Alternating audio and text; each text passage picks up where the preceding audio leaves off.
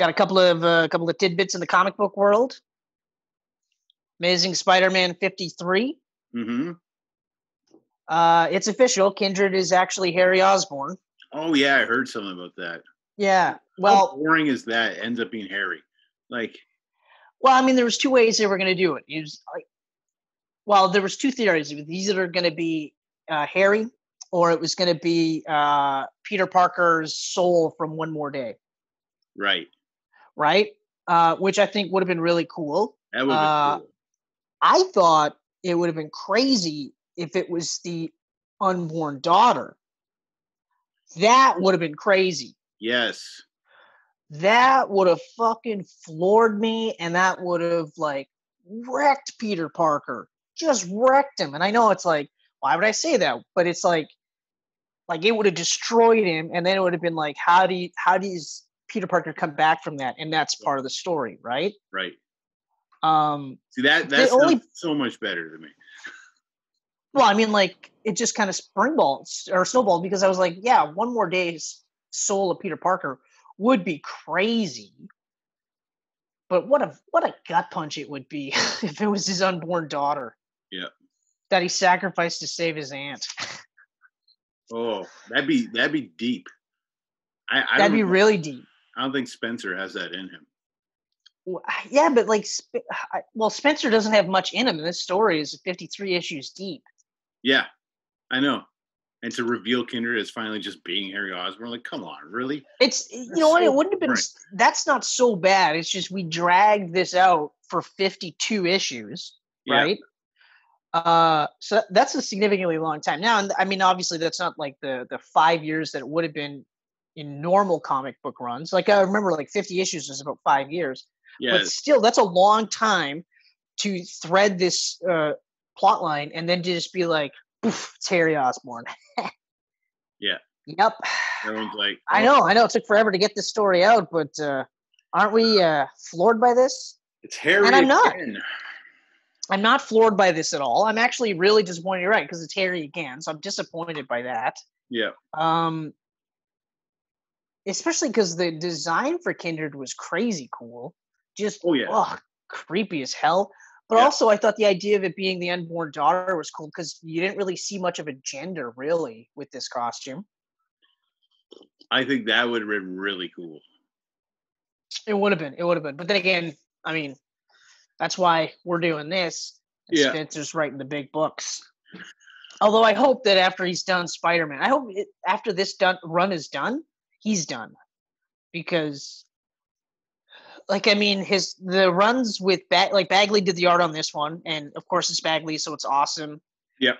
But the Pat Gleason stuff is also really good. Like, he's a really good Spider-Man artist. Does it blow your mind? Like, just blow your mind that we were reading Bagley on Amazing Spider-Man as children, and he's still doing Amazing Spider-Man? No, it doesn't actually. It doesn't blow my mind at all. Like, for me, he is like the quintessential Spider-Man artist. Yeah. Like, I immediately fell in love with his art on Amazing Spider-Man. Like, instantly fell in love with it. And then I even checked out books that I had no cares for because he was drawing it, like the Thunderbolts. Yeah, exactly. Even though the concept was cool, it was still just I'll check it out because Bagley's doing the art. He's such a fantastic artist, but it's just it seems like life's been so long, and yet we still always have Bagley to go. He's like the Undertaker of Spider-Man artists. Yeah, well, because then he went and he plied his trade on Ultimate Spider-Man, and it was amazing. Yeah. And then he had his DC run, which also was amazing. That's cool. He went and switched up things a bit. And he went straight to Batman. Yeah. And then the Justice League. Oof. That's a sweet run right there. Then he goes back to I think he took a break for a bit and then went back to Marvel, and hasn't missed a beat since. Although, what is it? The Life and Death of Spider-Man? That 6-issue run with Chip Zdarsky? Oh, yeah. That's really good. That's good. That Chip Zdarsky's a good writer, though. It's a weird arc because, of course, it's Spider-Man through the decades. So in the 60s when he first came out, in the 70s, 80s, 90s, and 2000s, which is really weird, and it's interesting what he's done with some of the characters, but it's really cool. Really cool. Yeah, no, I can't think of any writers that could take over for Spencer though right now. That's the thing. Like, Marvel doesn't have a huge pool of really good writers at the moment. Oh, that's right, eh? They're all kind of like running away. Like, everybody's running away to indie to do their own thing at like Image and Boom and wherever else. Like Jeff Johns is going now to Image. Like, holy shit. With Gary. Well, I don't know if he's actually going for, like, he's leaving DC though. It sounds like the DC ship is sinking quickly. I read an article on Bleeding Cool the other day where they were saying that, like, it's really bad behind the scenes, like layoffs. No one's talking to Jim Lee. Like, he's basically just like, he's got that title just to like please fans right now, and that's about it. What was his title again? Co something, whatever. They gave him some fancy titles so he could be with Didio, right? Oh, right. That's disheartening. That's disheartening. Yeah, it honestly, it really sounds like there isn't going to be much left of DC within the next couple of years. Like, a few books a month with just their big characters, and that's it. Yeah, but isn't that really what Marvel's doing too? Oh fuck, man! They're doing stupid amounts of fucking miniseries of one shots and just things that don't need to exist. But that's what I mean. But their core monthlies, it sounds like it's the X World, Spider-Man, yeah, and then like Avengers books and the various Avengers books like Captain America, Iron Man, stuff like that. Frickin' the X World alone is probably almost half of DC's titles as a whole. Yeah, and it's funny because I'm like, should I check this out on Read All Comics? And then I'm like, I don't even know where to start. Well, I mean, did you read all of House of X and Powers of X? I get the entire run. I know we were talking about the weird cult shit in it. No, I didn't. Okay. I don't know, man.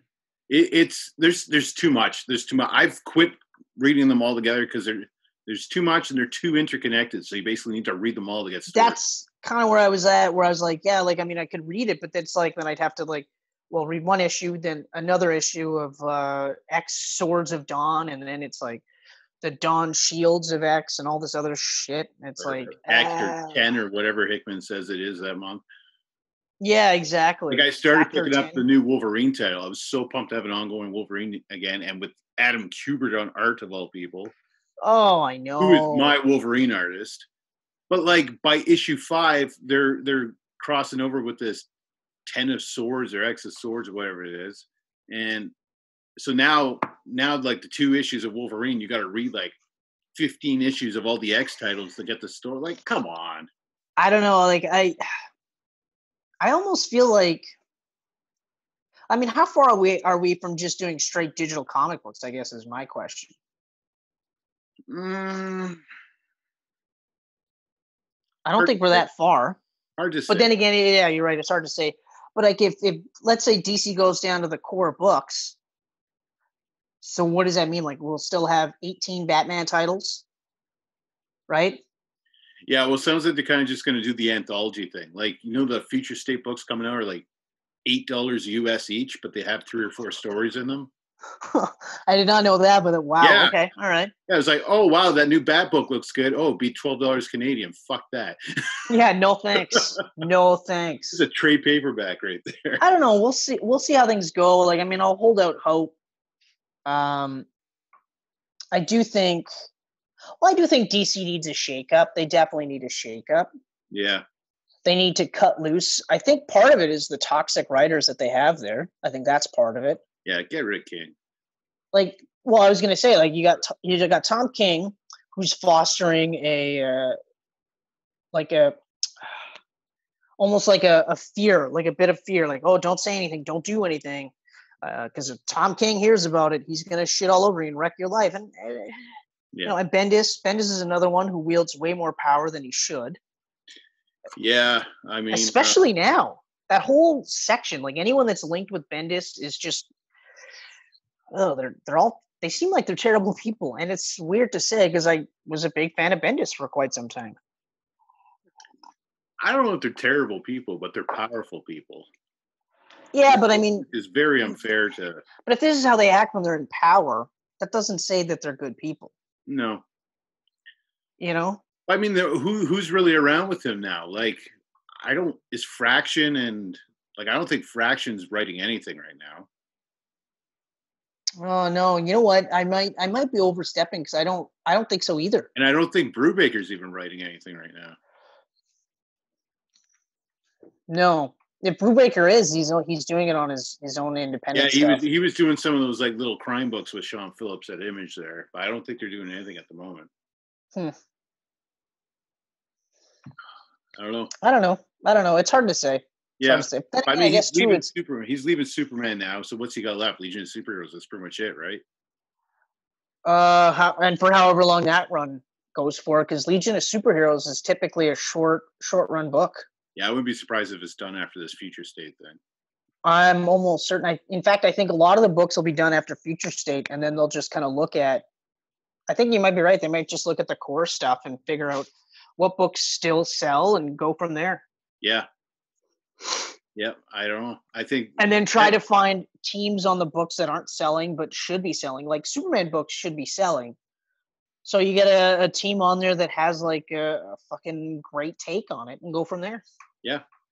Like I was thinking about this the other day where I think like maybe like the what Heavy Metal Magazine does, maybe that's the route that some of these comics need to take.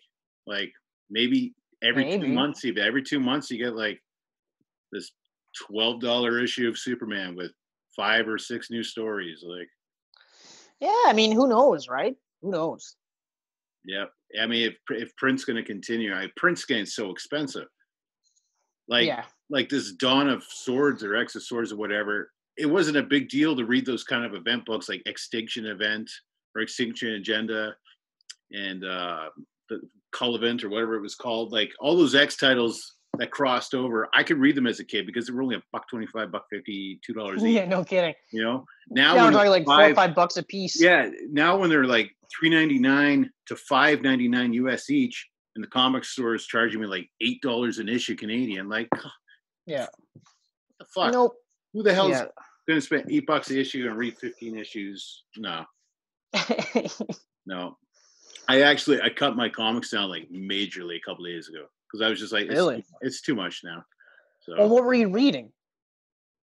I cut out, like I was reading all these comics from this new studio called Artists, Writers, and Artisans. Oh, yeah. Bill Jemmons runs it. Really good stories, all mini series, but they're doing like 4, 5, 6 a month. I was just like, too much. And then I cut my Marvel stuff off. So like, even though I was enjoying Thor and Immortal Hulk and Venom, I cut them all. Wow. So, yeah, right now I'm just reading Something is Killing the Children, Crossover, and Big Girls. Big Girls is really good. It's by Jason Howard, the artist on like Astounding Wolfman and Trees with Warren Ellis and all that. No idea what you're talking about. No? I'll have to check it out, though. Although I did check out Nightwing 76. Which one? Sorry? Which one did you say a kaiju book? Yes. Okay, I'm definitely in. Yeah, it's sweet. It's very sweet. Next time, lead with that, Kenneth. There's a kaiju book written by, I'll stop you and I'll say, I don't care. I don't need to know who. Done. Yeah. I mean, I sat through that stupid Jason Sudeikis Anne Hathaway kaiju movie. Oh, Colossal. I didn't mind that. It was funny. It was different. It was very different. I know you didn't mind that, but because I remember shitting on it to you, and you were like, I liked it. It was a really good movie. I'm such a fan of monster movies. Like, rarely am I 100% turned off by them. The concept was great. I'll give you that. The concept was great. Yeah. But that was it. That was the only thing I liked about it was the concept. But I did say I read Nightwing 76. Oh, right. Okay. And? He kicks the shit out of the KG Beast. Nice. KG Beast doesn't even get one hit on him. Ooh. Yeah. And he also gets to finish the joke that he was trying to finish when KGB shot him in the head. Yeah. And, and he broke up with B. Oh, yeah. What's going on there? Yeah, it was actually kind of cool. Like he's internal monologuing while he's kicking the shit out of KGB's, and then KGB's pulls out the, you're just like Batman. You're gonna leave me here to die. And he's like, I am nothing like Batman, and I never will be. And he waits till the cops arrest him, but he's like, so he's alive, so he can come back and try and kill B. So because of that, he's like, so I have to break up with her. Very noble. Yeah. Now, if only we can get a new suit, everything's great. Yeah, well, maybe that future state one will stick. It's not too bad. No, actually, I would rather. I'll text you the picture. There's one on Reddit on the Nightwing subreddit. Okay. It's actually kind of interesting. They do the bird emblem. Yeah. Like a separate chest piece. Kind of like Arkham Knight. Right. Okay. Yeah. Right. So there you can see straps holding it on. Yeah. And it's got like a yellow trim around the bird to mimic his disco wing suit. It looks really sweet. And then it's predominantly blue with there's like a belt that I would remove, but other than that, it looks awesome. Nice. Yeah. That's one thing. Like for some reason, I've never really gotten into Reddit. I feel like I should, because you're always telling me some cool shit that you find on there. Got to be careful though, because Reddit is just like Facebook, and it's just like hole. It is a rabbit hole, and it's also like look for stuff like like AWWWW, or like pets and stuff like that, because or nature is lit, things like that. It'll offset the amount of also human garbage that's on there too. You got to be careful. I got caught up in it right in the beginning, and I remember like even going like, "Oh, you're on Facebook?" Like I was better than people because I was on Reddit. And then after about a couple months, I was like, "It's the same fucking thing. It's literally the same thing. It's just as wrought with misinformation and disinformation and outright stupidity and the horrible nature of man, all of that. But there's also some good stuff too. So you just got to wade through it. You got to be careful."